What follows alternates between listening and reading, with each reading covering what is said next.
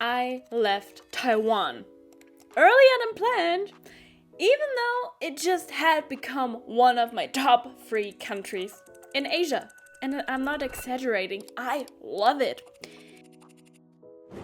Nothing bad happened, I still have plenty of time, and I had so many places in mind I still wanted to visit. But yeah, somewhere in Kaohsiung, I realized something strange. It's not like I was done with Taiwan.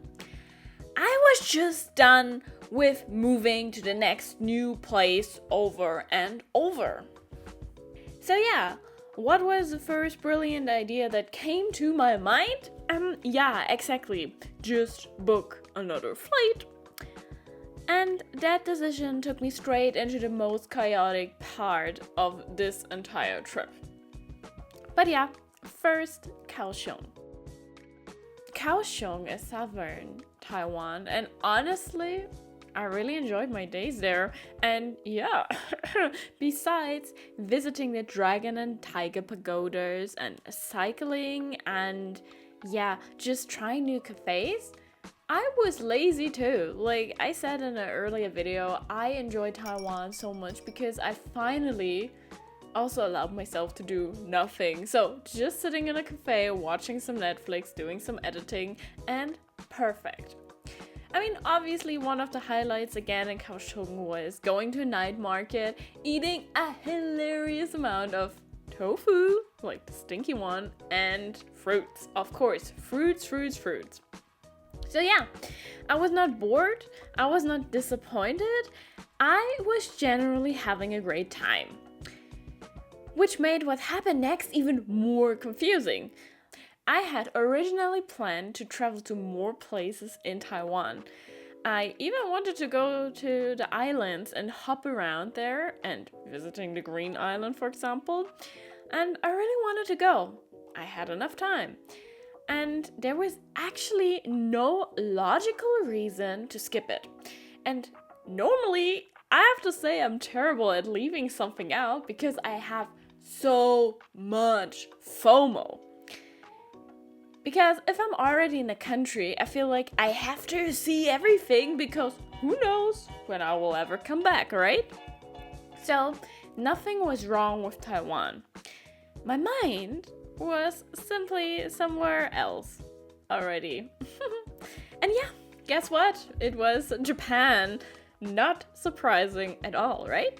Because after living there for an entire year, Japan just felt like home. I missed Tokyo. I missed speaking Japanese. I missed my friends there and also the familiarity.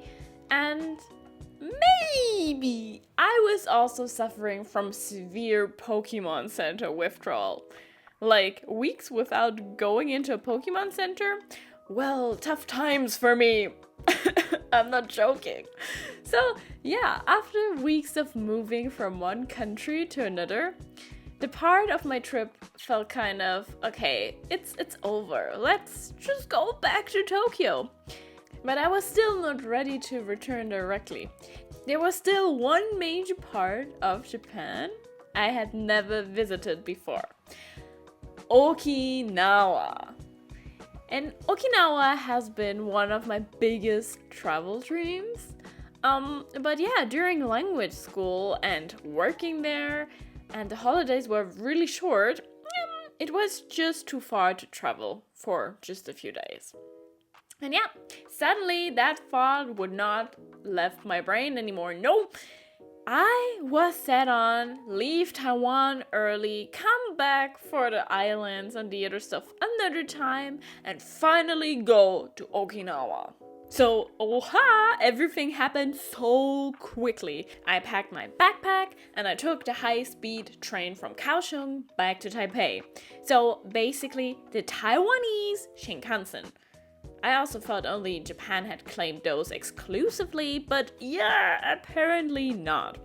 So anyways, while I was sitting on the train, I started talking to a Japanese man who was sitting next to me.